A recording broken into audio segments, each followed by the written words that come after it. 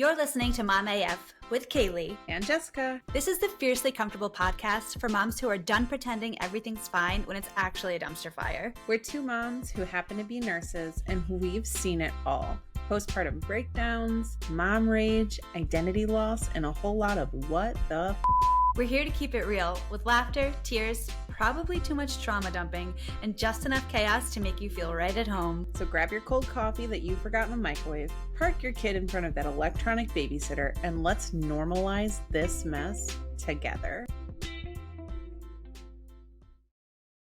Jessica. Okay. Jessica. Are you ready now? So questionable, yeah. Welcome to Mom AF on the Spot.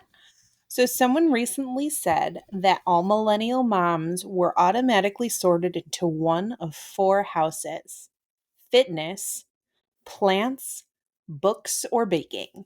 What is your millennial house? Oh, I just have to pick one. I can't pick two. Only in Hogwarts can you select other. Plants. I'm a Really? plant mom. I thought you were going to go baking. That's why I said I can't pick two. I do love baking, but my entire living room is plants. It's all plants. Everything's plants. I have plants everywhere, and I propagate them bitches. And then I bring them to my neighbors and I say, this is my love spell for you. Have some children. We don't talk about propagation on this podcast. We be propagating. So spicy. It's so spicy. This is how far I go. After I propagate, I will even, I have extra planters. I will paint them and decorate them for the season and give them to my neighbors. Wow. You're that girl. I love community. Get it. Do you name your plants? Some of them I do. Some of them I don't. Okay. The babies, no names. I was recently gifted an orchid, and it's going to die. I don't know what I'm doing with it. And I could research it, or I can just accept the fact that it's lived its life cycle in my living room, and that's all we're going to do with it. No, it's probably not dead at all. Is it just the flowers that aren't No, flowers? it's still got 4 flowers. I'm just saying it will die. Oh, even if the flowers die, don't just throw ice cubes in it like once a month. It'll be great. Okay. We have like 6 orchids right now, and I say we so loosely because Zachary is the one taking care of them because I am not an orchid mama. I'm just a plant daddy. I just don't know what to do with You're orchids. The plant dad. I'm the plant dad. Okay. For me, I'm the reader. I read, I think, 86 books last year. Whoa, round of applause for you. And only 98% was smut, so you're welcome. Oh, what was the other 2%? Stuff I read for my book club. Did you actually read it? Yeah, I did. No, I've read some stuff like some thrillers and some autobiographies I've read. I read Britney Spears' autobiography. That's basically a thriller.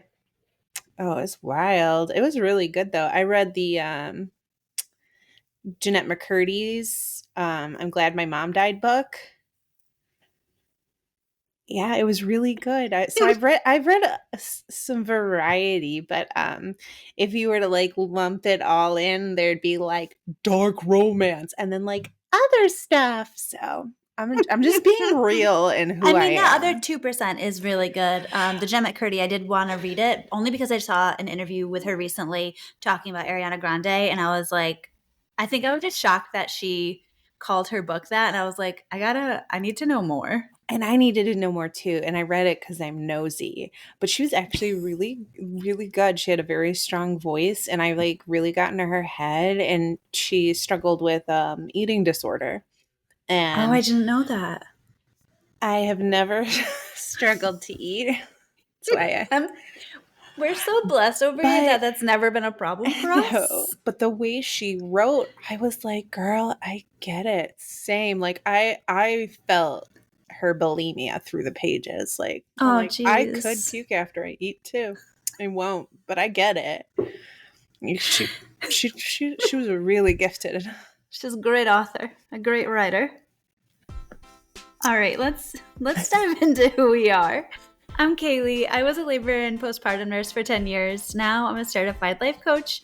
And what I do is I help moms lose the guilt and finally ditch the lie that says you have to lose yourself just because you have kids. My 10-year-old reminds me every day that just by showing up authentically as myself with my passions and hobbies, that he's proud to have me as a mom as I am. And I'm Jessica. I've been a nurse for 7 years, largely in the ICU and ER. I have an 11-year-old boy who has challenged me from the second he was born. And then I have a daughter who's going to be 3 this weekend. And she is in charge of my home and she rules us with an iron fist. And I had no idea such a tiny body could hold so much attitude, but here we are. I mean, she definitely gets it from you. I just have to add that in there. She gets it from her grandma. She gets it from her grandma. Write that down. The And I'm going to powerful send women in this the to home. her.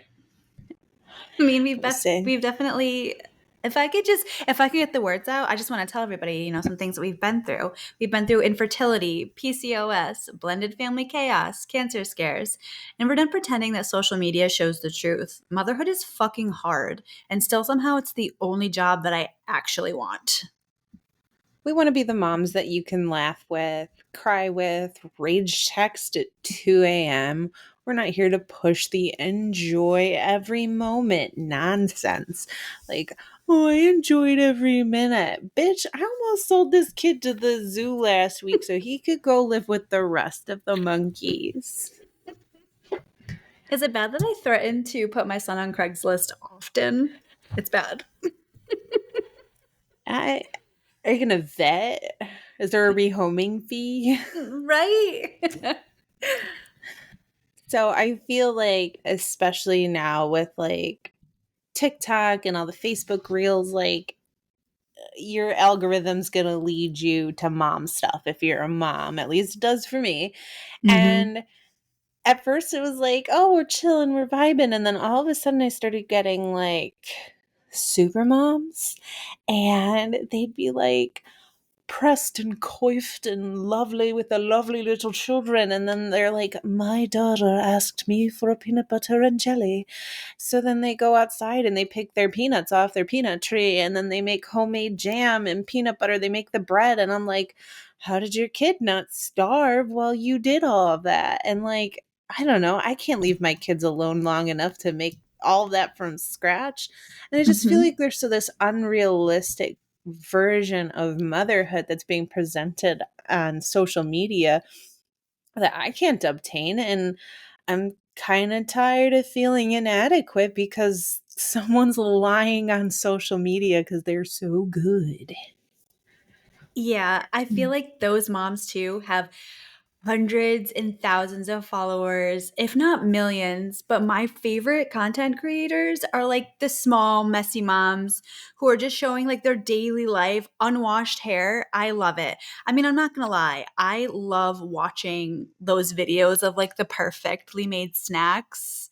But it's just not the reality of life. It's not all smiles with your fresh little baby out of the wrapper.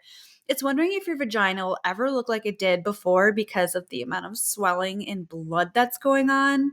It's about having the most comfortable mesh underwear and boobs you just have no idea what to do with anymore. This podcast is about bringing reality back into motherhood. I don't have the time, energy, or desire to make everything from scratch. And honestly, your kids are not on your schedule. Like my daughter's 3, she's not potty trained. That's okay because she will be, and she's not going to go, to her job as astronaut president of Mars, still wearing a diaper. She'll get there when she's ready, regardless of, me making her run around naked and hoping to catch her on a potty. Like, she's not going to get potty trained any faster based on that. So, whatever's going on in your life, whatever you're struggling with, you can get through it, and we're here for it. Absolutely. All right, it's time for a little bit of chaos. We're doing a quick fire question round. I'm going to throw out some rapid fire questions. Don't think, just answer. And don't worry, I'm going to answer them too. What's something that nobody warned you about for postpartum? no one warned me how much I was going to pee my pants. Like I grew up watching my mom every time she sneezed do the quick like little leg flip over, and I was like, "Oh, mom." And I knew I'd do it one day, and but what I didn't know is like the immediate postpartum period just not, I don't know if it was the epidural or because I had a catheter, but I couldn't feel anything. And I remember getting discharged from the hospital, and I squatted down to pick something up out of my bag, and I hear like water dripping. And I'm like, what's that noise? And I look down and I'm peeing all over the floor, and my husband and I are making eye contact with each other. And he's like, baby, I think you're peeing. And I'm like, I would have felt it if I was peeing, right? And obviously, this has to be normal, or they wouldn't have discharged me from the hospital or at least got me a urology consult. Oh my So God. clearly, other people are going through this, but nobody's talking about it. Yeah, nobody wants to talk about that, but that is like that's just something that people need to be talking about. Like there should be more comfortable conversations about the mesh underwear, about your husband making eye contact with you while you're pissing on the floor. Like that's magic. That's the magic that happens afterwards. Those are the stories that I want to hear. My name is Jessica, and I'm a pee-pee pants. There should be meetings, but beforehand. We want to be proactive, not reactive. Well, and then especially during COVID, like I don't know if you got COVID during postpartum. I did. My baby Mm-mm. was, I think, 12 weeks old. Every time I sneezed and coughed, I peed my pants, and we had to quarantine. There was no clean clothes. And the rest of the house didn't have COVID, so we couldn't leave the room with my pee pee clothes. It was a tragedy. So then I started wearing my husband's clothes and peeing in his pants. Let's talk about a bond of marriage where you pee someone else's pants. That is true love. That is a love that Yes. stands the test of time, really. And all of the clothes get clean, I promise. I mean, my story cannot top yours, even a little bit, but I just feel like nobody warned me about how isolating it would feel. I just felt like I was alone through everything. And it was just because I didn't have anybody around me to validate my feelings because I just assumed that if you weren't a mother that had a baby the same age as me, like you just didn't know what I was going through. And so I just felt alone in every aspect. I Googled far too many things. I didn't ask the right people. And I really isolated myself. And I wish that somebody had told me beforehand that this might happen and there are people out there. Yeah, absolutely. And I know you go to Dr. Google, it's going to give you the worst case scenario. And, Mm-hmm. like, I've had a headache for 3 minutes. It's like, ooh, brain aneurysm. So sorry. Right? Can you Hope your feel your will's left up to arm? date. Hope your will's up to date. Did you even make a will?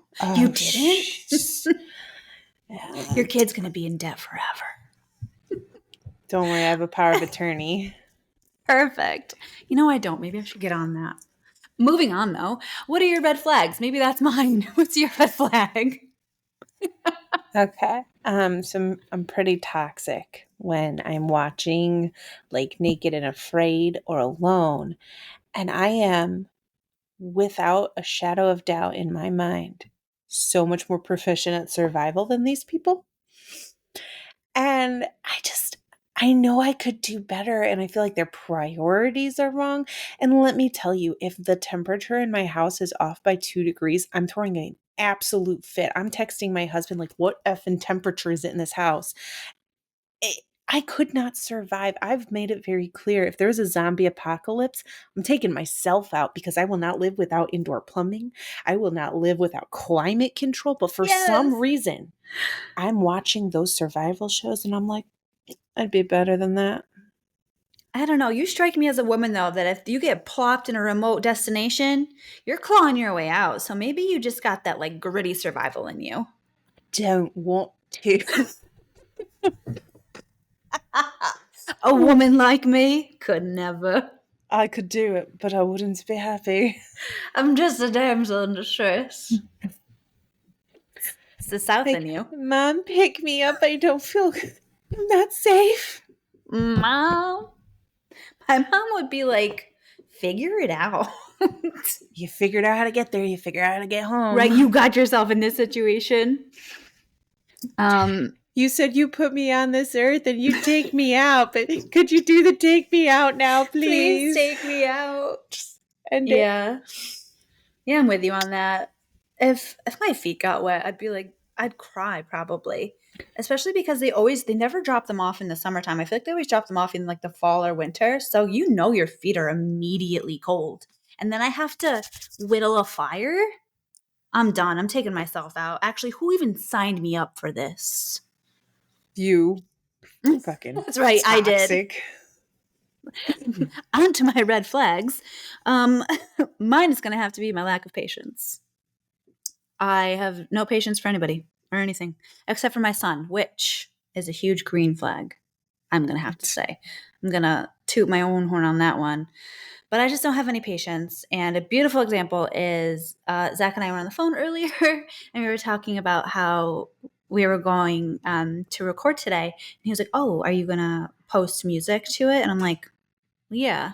He's like, oh, are you going to do it while you're recording? I'm like, what are you talking about? Am I going to post while I'm like put the music on while I'm recording? I instantly was triggered by that. Like, what the fuck do you mean? Am I going to do that? I don't even know what you're asking. And I try so hard to be patient in the moment. And then because I know I'm trying, I get more triggered when he says, why are you annoyed right now? Why are you annoyed? You are so toxic.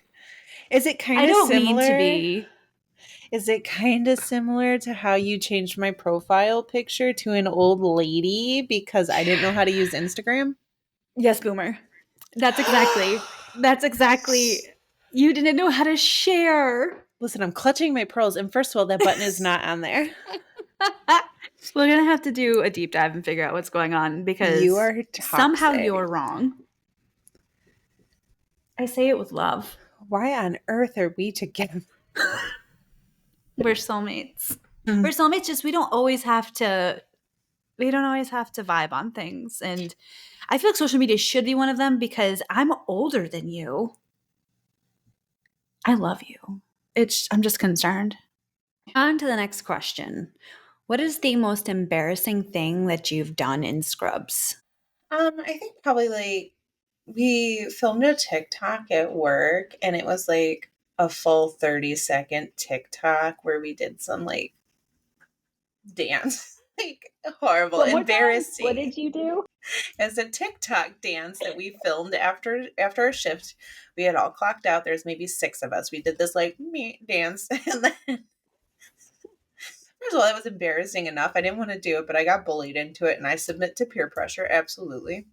And then our like management found out, and they're like, if you have time to film a TikTok, why did none of you take a lunch? And it's like, yeah, because the TikTok took 30 seconds and lunch is much longer, and you did not provide us any relief. So that is why. But we got in trouble for it, and we had nothing identifying on our uniforms. We didn't have our badges on, but like they were like, how could you? Like, let us eat and leave us alone. Yeah. Also, that just sounds like invasion of privacy. Leave socials alone. It wasn't even Right. mine. I don't have TikTok. Like, I'm an old lady. Use Instagram. I don't have TikTok either. I guess this is where the story bothers me is using TikTok. You don't even know how to share on Insta. I don't have a button for it, and I showed you. Yes, you do. I don't. You have to. Oh God. Let me tell you about how I shit myself. So, while I was working a travel job, I was working in Binghamton, which is 2.5 hours away. I'm going to need you to get yourself together. 2.5 hours away, drinking my espresso. And the one thing about my body is she tells me fiercely immediately when I have to shit. There is no wait 5 minutes. There is, we need to shit now. And if you know anything about, is it Route 88? Somebody come for me because I know nothing about roads. Indiana's in the South. Is that there is nothing on 88 for you to stop. And I said, maybe I just have to fart. Like, because, sometimes it's just a fart. And it wasn't this time. And I was like 10 minutes away from a gas station. And I'm so thankful that I forever would bring extra clothes with me, because you never know if you're tired. You just want to sleep somewhere when you're doing travel. I shit my pants before I even got to work. And I said, this should be a sign for me to not go to work. But I pulled You myself would. up by the bootstraps. You couldn't waterboard that information out of me. We're relatable here, okay? Someone's going to be like, that's a girl's girl. She's telling us, so I'm your safe space. Welcome to Mom AF, where we'll shit our pants with you. We will tell you first, so you don't have to feel so ashamed. That's our new slogan. Shit your pants 2025. 2024 through 2027, I predict the future. Would you rather walk in... Oh, geez, if I could read, would you rather your kid walk in during sex or find your vibrator? I'd like to be fully transparent and real with you guys. Both have happened to me. Excuse me. That's the world saying, hell yes, it did. So it was during the COVID e-learning experience where you stick your kid in their class and they're supposed to sit there with the freaking laptop and mind their own damn business. Magical so we time. were like, let's go have a little afternoon delight. And we, we're starting, and then my son burst in like the freaking Kool-Aid man, and my husband like threw a blanket over his head, and I had my dress up, so just shimmied it down. My son looks at me and goes, I know what you were doing. And I was like, oh, what do you think we were doing? He goes, Daddy was shaking your butt. And I go, that is exactly what was happening and absolutely nothing else. So yes, we do be shaking butts sometimes, and it's not something you should do with anybody ever. Just don't shake butts. But we shake our butts. No shaking butts outside of this house. It's a new rule. Gets a call from the principal. Hey, your son is just out here touching butts, ma'am. What do you do in your house? Don't limit my child. This is an inclusive household. I will have to say that my best friend works for a sex toy shop. And so I visited her at work to buy some friends, and I had a magazine in my car. And my mom, I was driving her somewhere, and she sees this magazine and she's like, what is this? And I go, it's just a sex toy shop. Chill, old lady. And she was like, why do you need all this? I said, well, maybe if you try it, you'll figure out why. It only helps. And then you're out there spreading the gospel, okay? Toys are friends. But so then we go to her house for Easter, and my son disappears into her bedroom, and he comes out and he's got anal beads and he's whipping them over his head like a lasso.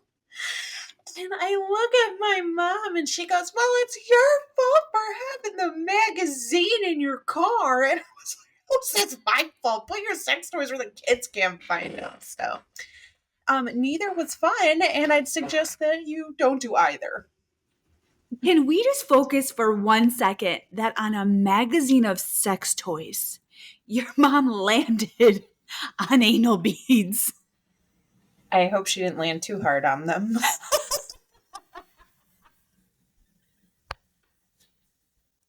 I can't. The image.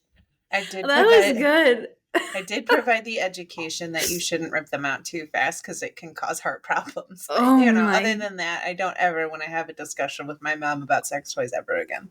She's so lucky to have you. I don't have any stories like that. If I had to choose, it would be that he stumbled upon a sex toy, because if I had to have the discussion of him walking in, like he's out of nature, he'd be like, that doesn't look right. Then I'd have to explain it, and I would be throwing up because of the trauma that I think that I'd be causing him is just like not okay. Oh God.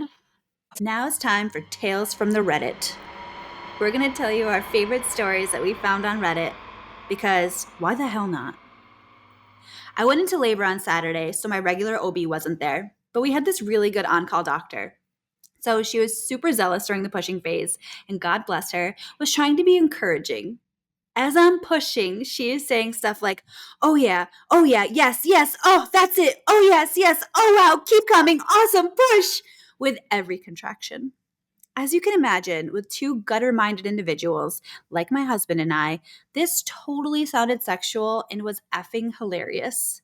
I was so afraid to look at my husband because I knew if I did, I would look at him and we both would die laughing. But me being me, I couldn't help myself and I glanced at him, shooting him the look, and we make eye contact. As soon as I do, he darts his eyes away and starts looking up at the ceiling with an absolute torturous smirk on his face, shaking with subdued laughter, red faced and with tears in his eyes. One of the nurses notices and goes, "Oh, Dad, are you okay? It's okay. You're doing great. Everything is going fine. Do you need anything?" Thinking he's emotional and about to lose it. My husband then just busts the F out laughing and goes, "Oh, yeah, I'm fine. I don't know why. I just laughed. I'm just so nervous. And I do that when I'm scared. Sorry." Well, all the nurses and the doctor just look at him and are like, okay. And the nurse goes, "Here, I'll grab you some water. Do you want to sit for a bit?" I didn't dare make eye contact with my husband again until she was born. I love this story because as a labor nurse, that is me. I'm hyping you up, being like, yes, yes, yes, you've got this. Keep pushing, keep going. I don't try to make it sexual, but that, you can't help it. You can't help it. I love that for them. I will tell you that my husband was the nervous guy, and as I was about to push, he ran away and he ran into the bathroom. And the nurse is like, "Do you want us to go check on him?" And I was like, "Absolutely fucking not. You're going to stay right here. And he is going to take care of his shit and then he'll be back." And he came right back and held my hand the whole time. But he was like, "I just had to puke one time and just get it out of the way so that I could be there for you." Oh my gosh. I think it's so funny, like so sweet. Like the men who just, they're like at the bedside, and it happens so much. And like women who are so fiercely in the middle of labor, and the men that are trying to keep it together. And you can see it. They want to be there, they want to be in the moment, but it's like you start to see the color drain. And you're like, "Please sit down." And they're like, "No, no, no, it's okay." And I'm like, I know what's going to happen next. I need you to have a seat. Yeah, he said he was panic chugging water, and the only Oh. thing he had to eat was like the complimentary donuts that they provide. So he's just sitting there eating donuts and drinking water. So I start pushing. He's like, "I have to go." Okay, he'll be back. He's fine. He Can was we doing focus? his best. Focus on me. It's All right. me. So for my segment, this is my favorite story I found. When my daughter was 3, I took her swimming at the local rec center and proceeded to be humiliated. We were changing in one of the alcoves when she took a great interest in my adult body. "Oh, mommy, you have a beard!" Trying to shush her and explain that our bodies are private, and she gets louder and more pointed. "When will I get a vagina beard? I want one." I explained she would have to wait until she was much older and she probably wouldn't be as enthusiastic about it. Bless her, she decided that this was not fair and threw one of the biggest meltdowns of her toddler years, screaming through the rec center about how it wasn't fair that I got to have a vagina beard and she didn't. "I want one now. I want a vagina beard now." That's iconic, to be honest. And I feel like that should be like a Dr. Seuss book. Like the Give that size and girl her shapes of vagina vagina beard. beards. Give the girl a vagina beard. That's all she wanted. It's such a small ask in the world, honestly. I mean, I would read it. And kids need to know. You got to learn about the body somehow. Why not make it fun? Now, this is what to expect from us here at Mama AF. Every episode, we're diving into what you want to hear: postpartum bodies, mental health, sex, relationships, and trying to not completely lose your identity. And while we're nurses, this is not medical advice, just real stories, truth bombs, and definitely a lot of hell yeah, brother.